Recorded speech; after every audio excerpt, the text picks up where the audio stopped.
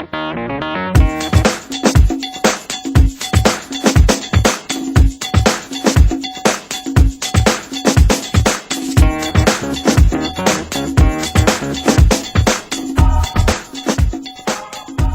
a iniciar mi intervención con una observación que hizo Paz al principio, que dice que espera que la academia pueda apropiarse de estas metas y presionar, ¿no?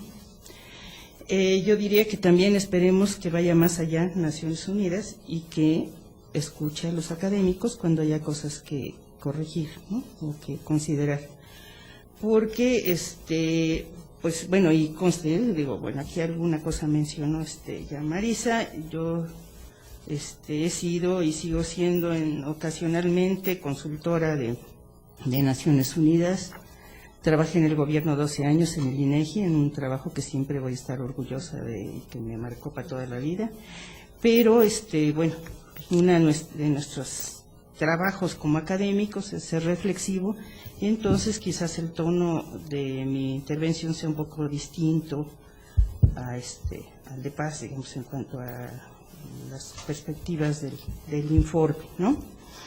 Bueno, yo estuve en una reunión, bueno, que fue de 2 días en Los Pinos, precisamente para elaborar este informe, y fue medio chistoso. Se hubieron presentaciones magníficas, extraordinarias, como Mónica Orozco de Cedesol y otras, ¿verdad? Pero luego en las mesas hubieron algunas discusiones que después me percaté que no se recogieron, entonces sí es un poco preocupante, digamos, cuál es el objetivo finalmente de estas mesas. Cuando Pedro gentilmente me invitó, le dije, no, yo no quiero saber nada de esto, pero bueno, me convenció y después no sé si habré hecho mi tarea con toda la dedicación que debía, pero bueno, aquí tengo algunos planteamientos. Bueno, lo primero que hice fue ver, ¿no?, de la famosa esta cumbre del milenio, ¿no?, y el informe, ¿no?, qué cosa era lo que se proponía. Y bueno, consulté 3 documentos: el informe de 2005 de Naciones Unidas, o sea, 5 años de que se firmó aquello, el de Desarrollo Humano de 2003 y el de México, ¿no? Y esto un poco para decir, bueno, a ver, estas cosas tan raras que luego se plantearon para México, ¿de dónde salieron? A ver si son de allá o son originales, ¿no? Entonces, bueno, porque lo primero, así que a mí me llama la atención, me parece que es muy desafortunado el nombre del programa, ¿sí? Metas del milenio, y luego más allá del milenio, por favor, digo, podrían ser un poquito más modestos, ¿no? Los primeros decenios del milenio, porque entonces uno se va a la estratosfera, ¿verdad? Y entonces cualquier cosa se vale, ¿no? Pero bueno, vamos a dejar el prejuicio sobre el nombre. Y bueno, en el principio el secretario general Kofi Annan, en el prólogo de este informe de 2005, señala: Naciones Unidas constituyó una promesa sin precedentes de los dirigentes mundiales de abordar de una sola vez la paz, la seguridad y el desarrollo de los derechos humanos y libertades fundamentales. Suena bien, pero dada la correlación de fuerzas internacionales no es extraño que mucho ha quedado en promesas. Pero como dice el dicho, el prometer no empobrece, el dar es lo que aniquila. Bueno, ahora en lo que van de los 5 años, después de tal promesa, pues se han demostrado que estas cosas no van para allá, ¿no? Porque ya vemos que el propio secretario general quedó muy devaluado a raíz de la guerra de Irak, en la que se vio que Naciones Unidas poco puede hacer frente a estos poderosos. Bueno, y luego en el párrafo de voy tomando algunos párrafos de referencia para invitarnos a la reflexión. Entonces, bueno, y sí dice que hay que reducir la pobreza extrema para el año 2015, o sea, no es todo el milenio, es nada más en 15 años, y pero a pesar de esa meta tan pírrica, que nada más es reducirlo a la mitad, ahí reconocen que su implementación se está retrasando, más lo que ya se debe acumular para el 5º aniversario, porque esto era en 2003, ¿no? Ahora, pero vamos a ver cuáles son los planteamientos políticos a este respecto, aunque, bueno, ya después vamos a asociarlo con lo de México, que en México dicen que sí, hasta allá superamos toda esa meta, ¿no? Bueno, el secretario nos dice que hay buenas 4 razones para esto, y transcribo nada más la segunda y la tercera, porque son los aspectos que quiero aquí dice, es el segundo, dice, están basados en una alianza mundial que hace hincapié en la responsabilidad de los países en desarrollo de poner orden en sus propios asuntos, así como la de los países desarrollados de apoyar esos esfuerzos. El tercero dice, cuentan con un apoyo político sin precedentes manifestado en los niveles más altos de los países desarrollados en el desarrollo, de la sociedad civil y de las principales instituciones de desarrollo. Bueno, aquí señalo en la primera parte eso de apoyar y el otro el apoyo político. Bueno, acorde con este informe del 2003, en su prefacio apunta, dice, el pacto responsabiliza directamente a ambas partes, ya que exige reformas audaces a los países pobres y obliga a los países donantes a dar un paso adelante y respaldar esos esfuerzos. De entrada, la calificación o perspectiva de países donantes es un aspecto que quiero considerar. Más que donantes que dan limosnas, se tendrían que plantear otro tipo de relaciones, ver sus acciones concretas y responsabilidades en el subdesarrollo de sus excolonias y de los saqueos que continúan realizando. Y esto no es historia, ¿no? Digo, alguna experiencia en Mozambique, puedo darles muchos detalles, ¿sí? Ahora, también, claro que no están ahí nada más, también hay otras voces que se están levantando, como el comercio justo, pero algunos planteamientos ahora de Brasil o del Cono Sur, etcétera, ¿no? Bueno, ahora, y nos dicen, ¿no? Así que no vienen más que ayudar más adelante, bueno, como decía, les podría hablar de esto, ¿sí? Y además también quedará duda, ¿verdad?, si estos buenos donantes van a permitir esas reformas audaces que le están exigiendo a los países pobres. Cuando podemos recordar, a lo mejor ya algunos ni siquiera saben qué son estos nombres, pero está Lumumba, Amílcar Cabral, Zamora Machel, ellos africanos, Salvador Allende, Torrijos, Roldós, y podríamos seguir con una larga lista. Ahora, que diga el bueno de Kofi Annan, que se cuenta con el apoyo político sin precedentes en los niveles más altos de los países desarrollados, nos preguntamos si eso verdaderamente existe, cuando aún en los estados ricos se ha debilitado lo poco que puede hacer el poder político frente al capital financiero apátrida. Y se puede confiar en el apoyo político tan cambiante en estos días que no respeta ningún acuerdo. Simplemente veamos lo que hace Bush, ¿no? Sobre la legitimidad de los 8 objetivos en sí mismos, pues su carácter de entelequias hay poco que cuestionarse, ¿no? Quizás solo el octavo, que es fomentar una alianza mundial para el desarrollo, que sería necesario precisar muchos términos. ¿El desarrollo de quién? ¿Sí? Se trata de una alianza o de una revisión del derecho internacional, la transgresión del mismo, el abuso de los ricos frente a los pobres, ¿o qué? Porque después todo el documento, incluyendo el de México, se subraya mucho la necesidad, ¿verdad?, de que exista comercio libre y comercio, ¿sí? Bueno, ahora, como mi trabajo, como de muchas décadas ya se ha sumado al empleo, es en lo que más voy a dirigir esto. Se me puse a pulgar los documentos a ver qué traían, porque para mí la forma de reducir la pobreza digna es con un empleo digno. O sea, las dádivas pueden ayudar localmente, momentáneamente, sacar a alguien de la crisis. Una limosna no puede caer mal en un momento dado, pero yo lo que creo es que la única forma de salir de la pobreza es con empleos productivos en condiciones dignas, ¿no? Y si lo vemos en la encuesta de ingreso-gasto de los hogares, se ve que la mayoría de la población obtiene sus ingresos del trabajo, ¿no? Entonces, por ahí fue bueno. Entonces, me regresé a ver a lo de la pobreza extrema, para ver qué cosa decían ahí sobre el empleo. Y hay pocas menciones, ¿no? Pero dice, por ejemplo, en la página 7, dice, el crecimiento sostenido de China y la aceleración de la economía en India son los países más poblados del mundo, fueron los principales motivos de reducción de la cantidad de personas que sufrían extrema pobreza. Entonces, esto quiere decir que con una elevada población, y se quiere, a pesar de ella, se puede tener un crecimiento sostenido y abatir la pobreza, pero esto se pudo hacer por ocupar productivamente a la población.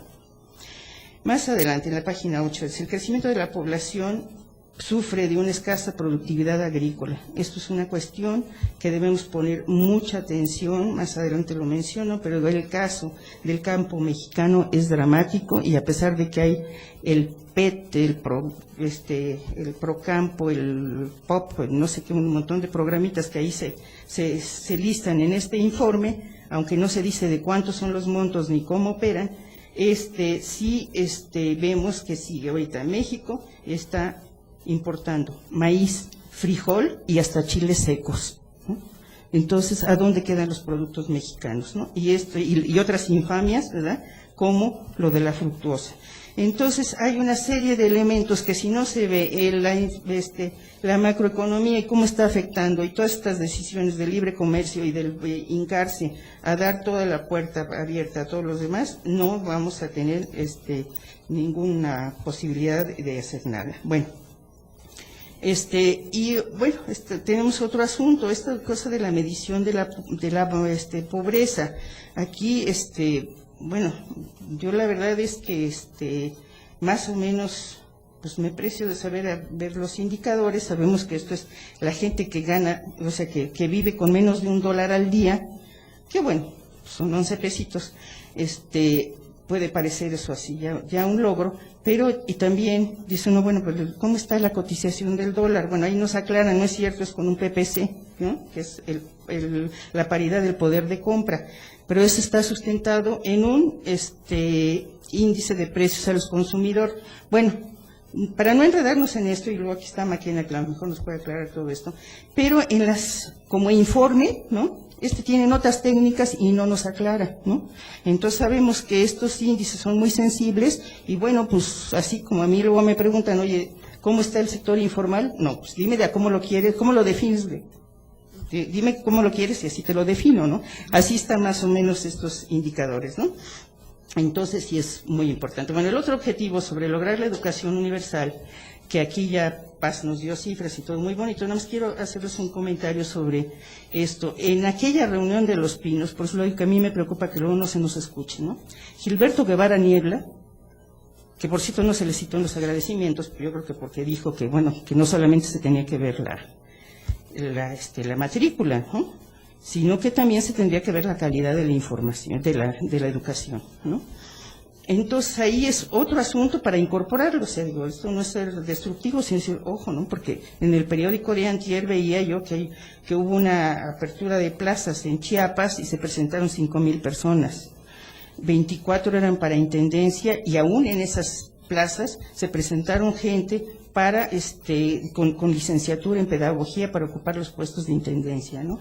Y luego, bueno, también salió en el mismo periódico una nota sobre el deterioro de las escuelas primarias, y yo les puedo decir, en mi pueblo, que es Cuernavaca, en la escuela Benito Juárez, los niños que llegan, o sea, si no llegan a tiempo, les cierran la puerta, pero aún los que llegan a tiempo, una parte se tiene que quedar parado todo el día porque no hay asientos, o sea, están con un sobrecupo los cursos, pero claro, tenemos una gran eficiencia terminal. ¿Por qué?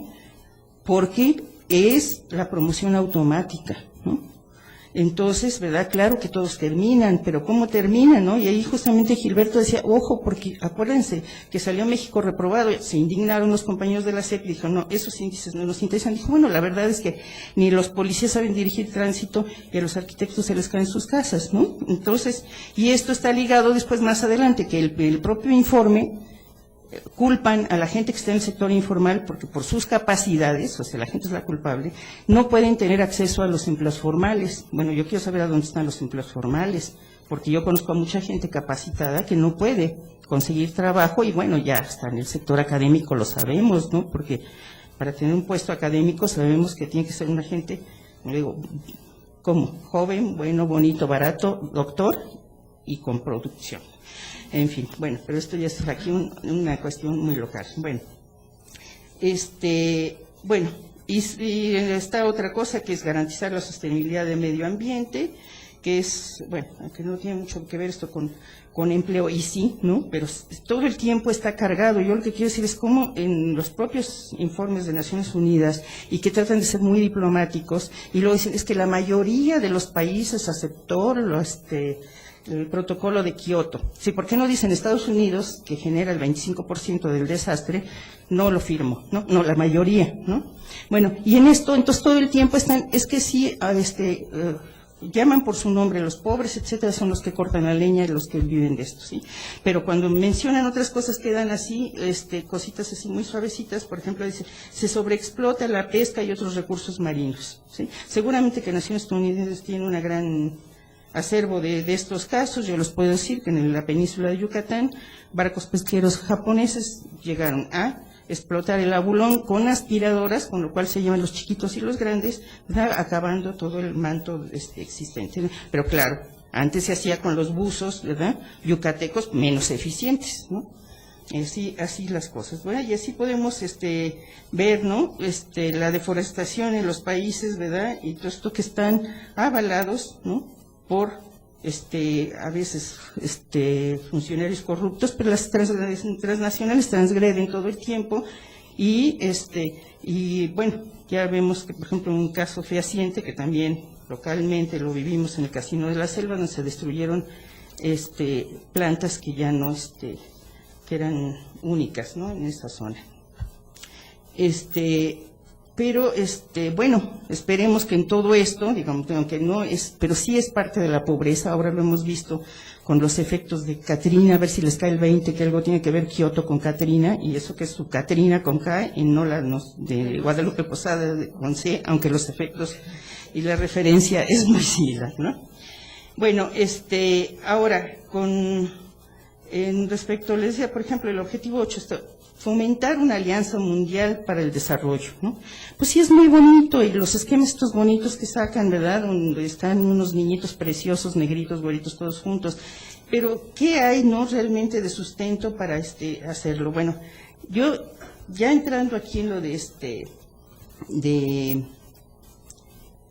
de México, ¿no?, como decían que esto se basaba en el Plan Nacional de Desarrollo, ¿no?, pues me puse a ver, ¿no?, cuestiones también de esto, y entonces dice, por ejemplo, aquí, en el segundo párrafo, está bien, sí, si la responsabilidad, ¿verdad?, es la existencia de economía, esto es todavía de Naciones Unidas, sí, la existencia de una economía mundial interdependiente, existen nuevas vías de comercio, o sea, le hace abrirse de capa abierta, como en todo esto, ¿sí?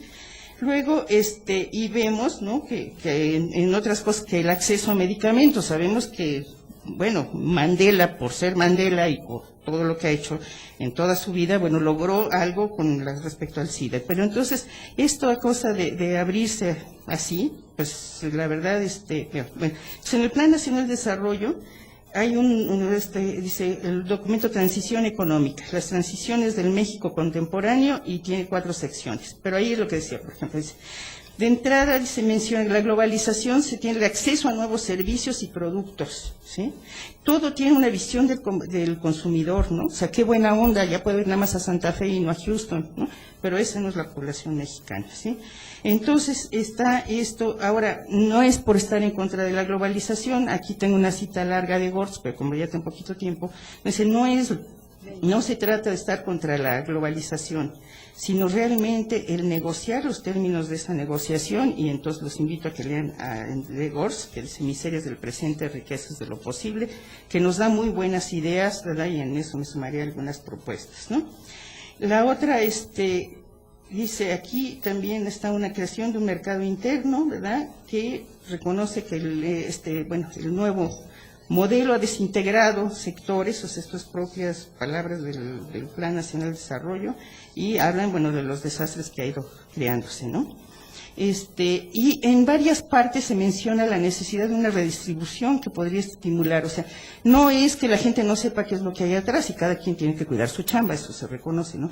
Pero sí, yo creo que se pueden ir apuntando, ¿no?, cosas, porque se habla de la redistribución, y cuál ha sido el único intento en México de hacer algo respecto a la redistribución, ¿no?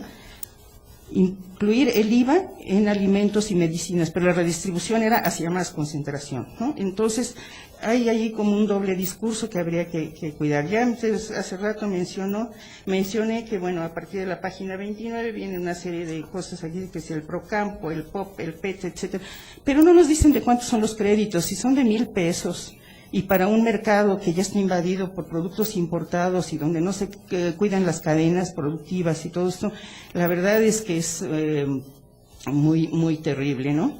Y como, bueno, se supone que me debería haber concentrado en el género, todos mis trabajos tienen género y hablan de hombres y mujeres y con énfasis a las mujeres, nada más quiero ver cómo han sido los resultados de un trabajo que en algún momento hice, y son conclusiones de un trabajo anterior, pero que desgraciadamente siguen siendo totalmente válidas al día de hoy.